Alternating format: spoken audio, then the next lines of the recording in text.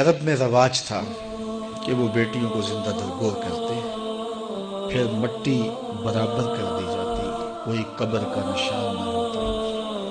نہ کوئی کتبہ لگتا، نہ پھول ڈالے جاتے، نہ پھر ان کے لیے کوئی آنسو بہاتا، نہ کوئی احتجاج ہوتا، نہ اس کے لیے اس دور میں کوئی موم بتی جلانے والی آنٹیاں تھیں کہ جو اس کی یاد مناتی۔ سب سے پہلے جس پاکیزہ وجود نے بیٹیوں کے حق میں آواز اٹھائی اس کا نام محمد عربی ہے صلی اللہ علیہ وسلم۔ دنیا کے سامنے بیٹیوں کی عزت رکھی، بیٹیوں کا وقار رکھا۔ قیامت کے دن جب میدان حشر لگے گا تو آپ جانتے ہیں سب سے پہلا سوال نماز کا ہوگا اور سب سے پہلا فیصلہ قتل کا ہوگا، اور ان میں ترجیحاً ان بچیوں کا کیس پہلے لایا جائے گا جو زندہ درگور کر دی گئی، اور احکم الحاکمین کا دربار ہوگا۔ ظالم مجرم باپ کھڑے ہوں گے، اللہ ان بچیوں سے سوال کرے گا تمہیں کس جرم میں قتل کیا گیا، تمہارا قصور کیا تھا۔ اسباب جرم تو مجرم سے پوچھے جاتے ہیں نا کہ تم نے یہ جرم کیوں کیا۔ علماء فرماتے ہیں کہ ان بیٹیوں کے ظالم باپ اس قابل نہیں ہیں کہ اللہ ان سے بات بھی کرے، اس لیے ان سے نہیں پوچھا جا رہا، ان بچیوں سے پوچھا جا رہا ہے بِأَيِّ ذَنبٍ قُتِلَتْ، تمہیں کس جرم میں قتل کیا گیا، کیا قصور تھا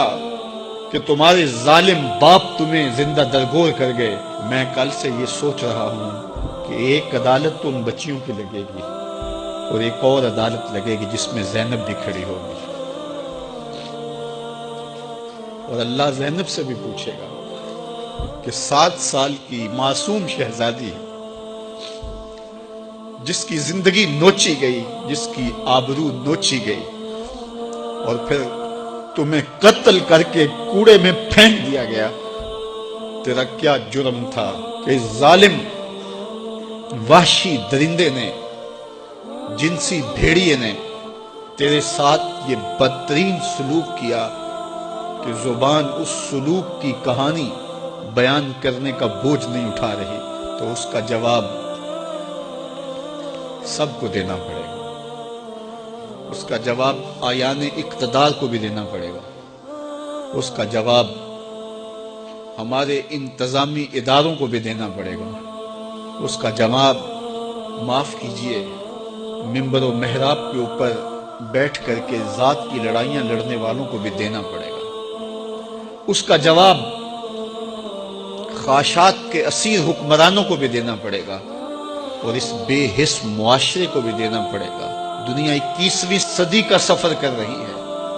اور کیا ہم پلٹ کے پھر دور جہالت میں چلے گئے؟ ایک تو یہ المیہ کہ 7 سال کی معصوم کلی مسل دی گئی، لیکن دوسرا المیہ میرا یہ ہے کہ وہ جو جنسی درندہ وحشی بھیڑیا 7 سالہ بچی کو اپنی ہوس کا نشانہ بناتا ہے، وہ چھانگا مانگا کے جنگلوں سے نکل کر آیا ہوا کوئی جانور تو نہیں تھا، وہ کسی بل سے نکلا ہوا سانپ تو نہیں تھا، وہ اسی معاشرے کا فرد تھا۔ اس کو کسی ماں نے جنم دیا، کسی باپ کی آغوش تربیت میں رہا، کسی درس گاہ میں بھی گیا ہوگا، اس کے دوستوں کی بھی ایک سوسائٹی ہوگی، اس کے گھر کے قریب کوئی مسجد ہوگی جہاں کبھی کبھار وہ خطبہ جمعہ کے لیے شاید چلا جاتا ہو۔ کیا ان میں سے کوئی ایک بھی نہیں تھا جو اس کو درندہ بننے سے روک کے انسان بنا دیتے؟ تو مجھے پورا معاشرہ مجرم نظر آتا ہے۔ معاشرے کے حیا باختہ ماحول نے اسے بھیڑیا بنا دیا، اسے وحشی بنا دیا۔ تو آج میں اور آپ دیکھیں ہمارے تعلیمی ادارے بچوں کو پیسے کمانے والی مشین بنانے کی کوشش میں لگے، اور والدین کی بھی خواہش ہے کہ ڈاکٹر بنے تو پیسے زیادہ کمائے گا یا انجینئر بنے تو پیسے زیادہ کمائے گا۔ تو ہم بچوں کو انسان بنانے کے لیے سکول کالج میں نہیں بھیجتے، پیسے کمانے والی مشین بنانا چاہتے۔ مجھے معاف کیجئے گا، دینی ادارے، مسجدیں، خانقاہیں، منبر و محراب اپنی ذمہ داریوں سے کما حقہ عہدہ برا نہیں ہو رہے۔ یہاں فرقہ وارانہ لڑائیوں نے ہمارے وہ موضوع چھین لیے جس سے قوم سازی کا عمل ہوتا تھا۔ ہمارے آیان اقتدار، ہمارے منبر و محراب، ہماری دانشگاہیں، ماں باپ اپنی اولادوں کی اچھی تربیت کے لیے کوشاں ہو جائیں تاکہ اس طرح کے واقعات روح پذیر نہ ہوں اور ہماری بچیوں کی آبرو بھی سلامت رہے اور ہمارے بچے بھی جنسی درندے نہ بنیں۔ حکمرانوں کی شکلیں دیکھیں، ان کے مکروہ چہرے دیکھیں